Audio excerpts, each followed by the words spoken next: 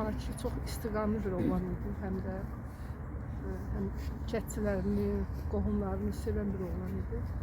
Həm də çox vətənpərvərdir.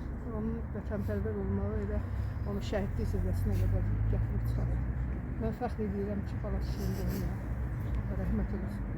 Ruhu şad olsun. Amin. Şahitlerimiz şuradadır, onların kısa şehirleri var. Bazı həs olmuş şehirlerdir, isterdik ki onları işte.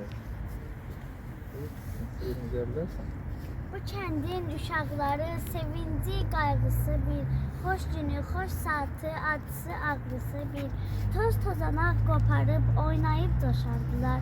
Uşaqlığın qayğısız günlərini yaşardılar. Təmirçilər kəndində bala kişi var idi. Pəhləvan cüssəli idi, məşqçisi əlyar idi. Elin sevimlisi idi, yolu düzgün yol idi. Yarışlara gedərdi, uğurları bol idi. Gözəl nəslin adını şərəflə daşıyardı.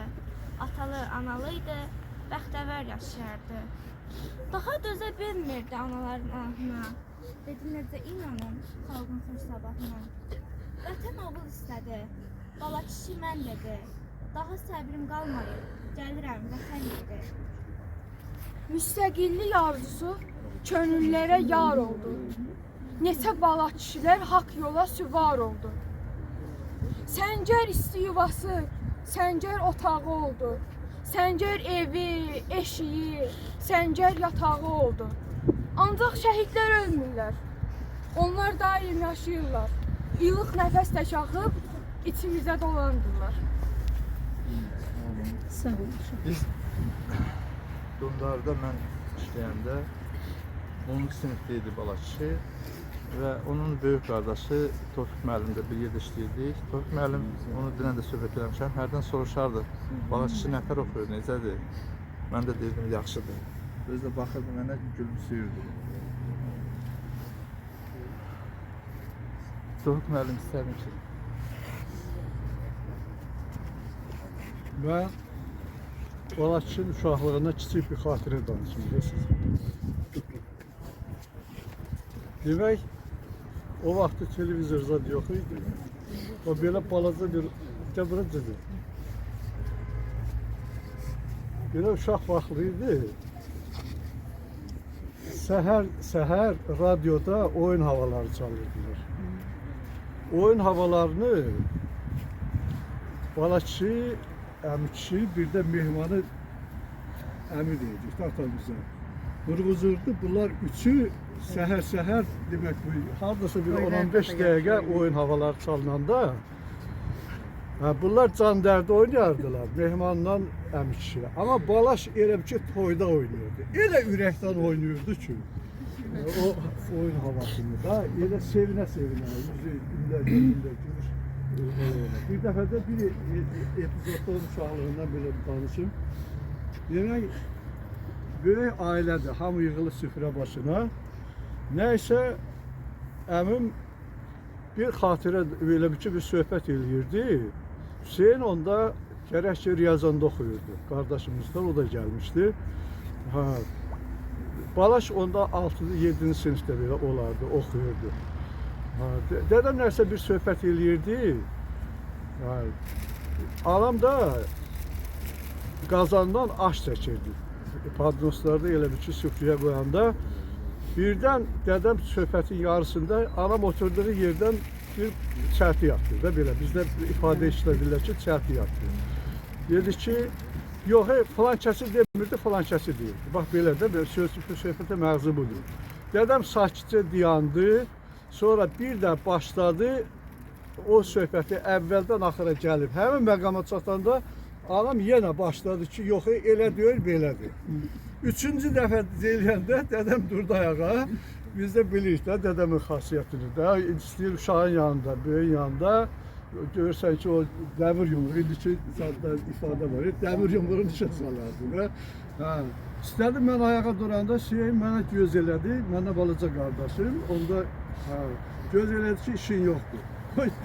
Anam bizi görüb, həmişə ürəklənir də, kişiyə cavab qaytarmasın. Nəysə, elə ayağa duranda balaşda birdən-birə elə bir ki, yeridi kişinin qabağına. Atamın qabağına yeridi. İndi anamın acığını balaşın üstünə tökdü dedəm. Nə qədər vurdusa balaş onun qabağından çəkilmədi. Elə bir ki, hamımız donub qalmışdıq.